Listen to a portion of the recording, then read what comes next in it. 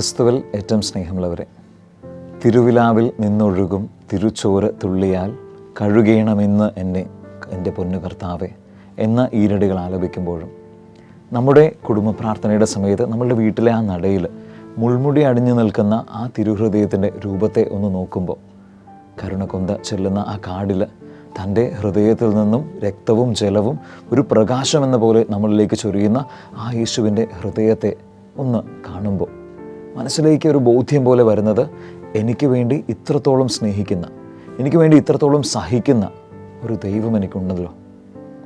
യോഹന്നാൻ എഴുതിയ സുവിശേഷം 3-ാം അധ്യായം 16-ാം വാക്യത്തിൽ നമ്മുടെ കർത്താവ് പറഞ്ഞു വയ്ക്കുന്നൊരു കാര്യമുണ്ട്.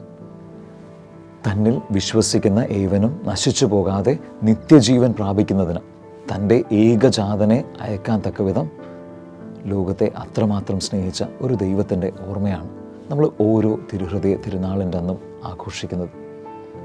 തിരുഹൃദയ തിരുനാളിൻ്റെ ഒരുക്കത്തിനായിട്ടുള്ള ഈ ധ്യാന ചിന്തകളിലേക്ക് കടക്കുമ്പോൾ ആദ്യത്തെ ദിവസമായി ഇന്ന് നമ്മൾ ചിന്തിക്കുന്നത് നമ്മുടെ ഈശോയുടെ തിരുഹൃദയം ദൈവവചനത്തിൻ്റെ പശ്ചാത്തലത്തിൽ. ബൈബിളിൽ ഹൃദയമെന്ന വാക്ക് 1000-ലധികം തവണ ഉപയോഗിച്ചിട്ടുണ്ട്.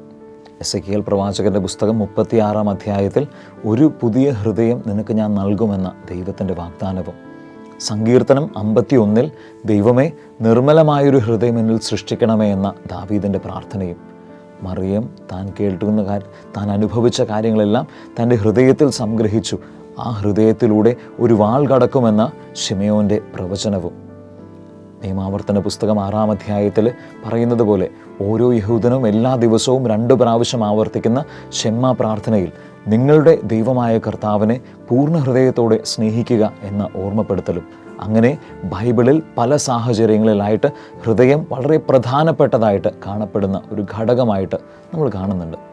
അങ്ങനെയെങ്കിൽ എന്താണ് ഈ ഹൃദയം?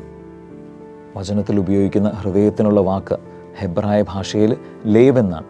ഈ വാക്കിൻ്റെ അർത്ഥം സാധാരണ മാംസളമായ ഒരു ശാരീരികമായ ഒരു ഹൃദയമല്ല. ഇന്ന് നമുക്ക് പലപ്പോഴും വേർതിരിവുകളുണ്ട്. ഒരു ശാരീരികമായ ഹൃദയം, ഒരു ബുദ്ധി, അതുപോലെ തന്നെ ഒരു മനസ്സ് എന്ന വേർതിരിവുണ്ട്. പക്ഷേ യഹൂദ പാരമ്പര്യത്തിൽ ഇതെല്ലാം ഉൾക്കൊള്ളുന്ന ഒന്നായിട്ടാണ് മനുഷ്യൻ്റെ ഹൃദയത്തെ കണ്ടുകൊണ്ടിരുന്നത്. അതുകൊണ്ട് തന്നെ ഹൃദയമെന്നാൽ ഒരാളുടെ ജീവൻ്റെ ഉറവിടമാണ്, അയാളുടെ ഏറ്റവും അധികം വികാരങ്ങളുടെ ഒരു സ്ഥലമാണ്, തൻ്റെ തീരുമാനങ്ങളെടുക്കുന്ന യുക്തിയുടെ ആലയമാണ്, അതുപോലെ തന്നെ ദൈവത്തിൻ്റെ സാന്നിധ്യം ഉൾക്കൊള്ളുന്നതാണ്.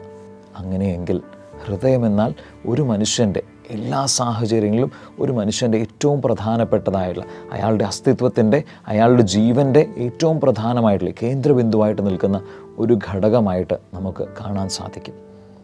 അങ്ങനെയെങ്കിൽ ചോദ്യം ഇതാണ്, മനുഷ്യനല്ലാത്ത ദൈവത്തിന് ഒരു ഹൃദയമുണ്ടോ? വചനത്തിലൂടെ കടന്നു പോകുമ്പോൾ ദൈവത്തിൻ്റെ ഹൃദയത്തെപ്പറ്റി പരാമർശിക്കുന്ന പല വചനഭാഗങ്ങളും നമുക്ക് കാണാൻ സാധിക്കും.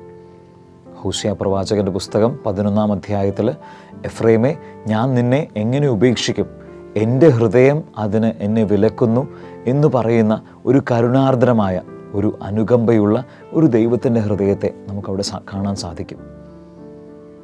സാമുവേൽ പ്രവാചകൻ്റെ 1-ാമത്തെ പുസ്തകത്തിൽ സാമുവേലിനെ വിളിക്കുന്ന അവസരത്തിൽ കർത്താവ് ഏലിയോട് പറഞ്ഞു വയ്ക്കുന്നുണ്ട്, എൻ്റെ ഹൃദയ അഭിലാഷത്തിനനുസരിച്ച് പ്രവർത്തിക്കുന്നവൻ്റെ കുടുംബത്തെ ഞാൻ നിലനിർത്തുമെന്ന് ഒരു വാഗ്ദാനം നൽകുന്ന, ഒരു നയിക്കുന്ന ദൈവത്തിൻ്റെ ഹൃദയത്തെ നമ്മളവിടെ കാണുന്നുണ്ട്.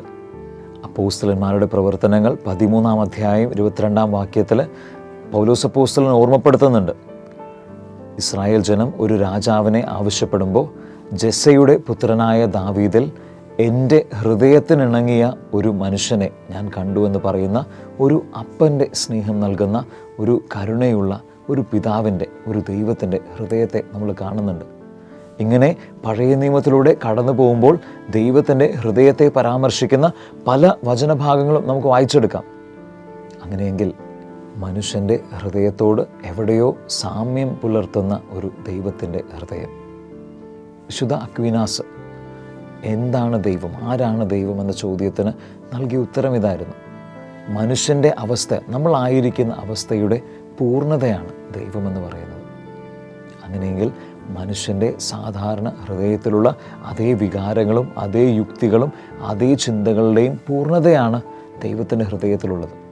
ഇത് നമുക്ക് നേരിട്ട് കാണാൻ സാധിക്കുന്നത് സുവിശേഷത്തിലെ മനുഷ്യാവതാരം ചെയ്ത ക്രിസ്തുവിൻ്റെ ജീവിതത്തിലൂടെയാണ്. മത്തായി എഴുതിയ സുവിശേഷം 11-ാം അധ്യായത്തിൽ അധ്വാനിക്കുന്നവരും ഭാരം വഹിക്കുന്നവരായി നിങ്ങളെല്ലാവരും എൻ്റെ അടുക്കൽ വരുവിൻ, ഞാൻ നിങ്ങളെ ആശ്വസിപ്പിക്കാം, ഞാനൊരു വിനീത ഹൃദയനാണ് എന്ന് പറഞ്ഞു വെക്കുന്ന ഒരു ക്രിസ്തുവുണ്ട്. മത്തായിയുടെ സുവിശേഷം 9-ാം അധ്യായത്തിൽ തൻ്റെ അടുത്തേക്ക് വരുന്ന ജനക്കൂട്ടത്തെ കണ്ട് ഇടയനില്ലാത്ത ആടുകളെയായ ഇവരെ ഓർത്ത് അനുകമ്പയോടുകൂടെ സഹതപിക്കുന്ന ഒരു ക്രിസ്തുവുണ്ട്. മത്തായിയുടെ സുവിശേഷം 21-ാം അധ്യായത്തിൽ ദേവാലയത്തിൽ കച്ചവടം ചെയ്യുന്നവരെ ആട്ടിപ്പുറത്താക്കിക്കൊണ്ട് തൻ്റെ പിതാവിൻ്റെ ഭവനം അശുദ്ധമാക്കുന്നവർക്കെതിരെ തിരിയുന്ന ഒരു അവകാശിയുടെ ഹൃദയമുള്ള ഒരു ക്രിസ്തുവിനെ നമ്മൾ കാണുന്നുണ്ട്. യോഹന്നാൻ എഴുതിയ സുവിശേഷം 11-ാം അധ്യായം 36-ാം വാക്യത്തിൽ തൻ്റെ സ്നേഹിതനായ ലാസറിൻ്റെ ശവകുടീരത്തിൽ ചെന്നുകൊണ്ട് ഒരു സാധാരണ മനുഷ്യനെ പോലെ കരയുന്ന ഒരു സ്നേഹമുള്ള ഒരു സ്നേഹിതൻ്റെ ഹൃദയമുള്ള ഒരു ക്രിസ്തുവുണ്ട്.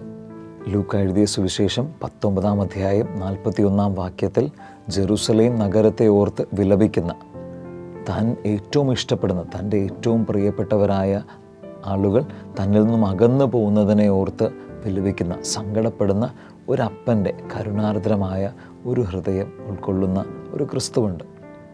ഇങ്ങനെ മനുഷ്യൻ്റെ വിചാരങ്ങളുടെ പൂർണ്ണതയായി നിൽക്കുന്ന ഒരു തിരുഹൃദയത്തെ കാണുമ്പോൾ വളരെയധികം സന്തോഷം തോന്നുന്നുണ്ട്. എന്നെ മനസ്സിലാക്കുന്ന ഒരു ദൈവത്തിൻ്റെ ഹൃദയമുണ്ടല്ലോ എന്ന്. പക്ഷേ നമ്മളെ ഇത്രയേറെയും സ്നേഹിക്കുന്ന ഒരു തിരുഹൃദയത്തിൻ്റെ പ്രകാശത്തിൽ നമ്മൾ ജീവിക്കുമ്പോഴും നമ്മളുടെ ഹൃദയങ്ങൾ എവിടേക്കോ കല്ലായി മാറുന്നില്ലേ എന്ന് ചിന്തിക്കുന്നത് നല്ലതായിരിക്കും. ചുറ്റുമുള്ള സഹോദരരുടെ ബുദ്ധിമുട്ടുകളും പ്രയാസങ്ങളും വേദനകളും എൻ്റെ വേദനയായി കരുതാൻ നമുക്ക് സാധിച്ചില്ല എങ്കിൽ ആ സമയം നമ്മുടെ ഹൃദയം കല്ലായി മാറുന്നില്ലേ? സ്നേഹിക്കാൻ വേണ്ടി ദൈവം തുണയായി നൽകിയ ജീവിത പങ്കാളിയെ ദിവസത്തിൻ്റെ തിരക്കുകൾ പറഞ്ഞുകൊണ്ട് മറന്നുപോവുകയും പല കാര്യങ്ങളാൽ കുടുംബജീവിതം നിസ്സംഗതമായി കടന്നു പോകുമ്പോൾ നമ്മുടെ ഹൃദയം കല്ലായി മാറുന്നില്ലേ? നമുക്ക് വേണ്ടി രാപ്പകൽ അധ്വാനിക്കുന്ന നമ്മുടെ മാതാപിതാക്കളുടെ കഷ്ടപ്പാടും അധ്വാനവും കണ്ടില്ല എന്ന് വെച്ചുകൊണ്ട് നമുക്കിഷ്ടമുള്ള പോലെ ജീവിച്ചുകൊണ്ട് ചില സമയത്തൊക്കെ പഠനത്തിലൊക്കെ ഉഴപ്പുമ്പോൾ നമ്മുടെ ഹൃദയം കല്ലായി മാറുന്നില്ലേ? നമുക്ക് ചുറ്റും അവകാശങ്ങൾ നിഷേധിക്കപ്പെടുമ്പോൾ, ആളുകൾ ചൂഷണം ചെയ്യപ്പെടുമ്പോൾ ഇതൊന്നും എന്നെ ബാധിക്കുന്ന കാര്യമല്ല എന്ന് പറഞ്ഞുകൊണ്ട് മാറി നിൽക്കുന്ന ഒരു മനോഭാവത്തോടുകൂടെ നമ്മളായിരിക്കുമ്പോൾ നമ്മുടെ ഹൃദയം കല്ലായി മാറുന്നില്ലേ? ഓരോ ദിവസവും തൻ്റെ സ്നേഹത്തിൻ്റെ ഏറ്റവും വലിയ രൂപമായ ദിവ്യകാരുണ്യത്തിലൂടെ കർത്താവ് നമ്മളുടെ അടുത്തേക്ക് വരുമ്പോൾ ഒരുക്കമില്ലാതെ ഈശോയെ സ്വീകരിക്കുകയും ദിവ്യബലിയിൽ മുടക്കം വരുത്തുകയും ചില സമയത്തൊക്കെ ദൈവവചനം വായിക്കാനോ കേൾക്കാനോ താല്പര്യം കാണിക്കാതിരിക്കുമ്പോൾ നമ്മുടെ ഹൃദയം കല്ലായി മാറുന്നില്ലേ? അങ്ങനെ ജീവിതത്തിൽ നമ്മളുടെ ഹൃദയം കല്ലായി മാറുന്ന അവസ്ഥകൾ പലതാണ്. ഈ സമയം നമുക്ക് എസേക്കിയേൽ പ്രവാചകനൊപ്പം നമുക്കും പ്രാർത്ഥിക്കാം. ദൈവമേ, എൻ്റെ ഈ ശിലാതുല്യമായ ഹൃദയം എടുത്തു മാറ്റി ഒരു മാംസളമായ ഹൃദയം എനിക്ക് നൽകണമേ. കർത്താവിൻ്റെ തിരുഹൃദയത്തിൻ്റെ ആ സ്നേഹം തുളുമ്പുന്ന ഒരു പ്രതീകമായ ഒരു ഹൃദയം, നന്മയുള്ള സ്നേഹിക്കുന്ന ഒരു ഹൃദയം എനിക്കും നൽകണമേ എന്ന് പ്രാർത്ഥിച്ചുകൊണ്ട് നമുക്ക് ഈ ദിവസങ്ങളിലായിരിക്കാം. ദൈവം നമ്മളെല്ലാവരെയും സമൃദ്ധമായിട്ട് അനുഗ്രഹിക്കുമാറാകട്ടെ.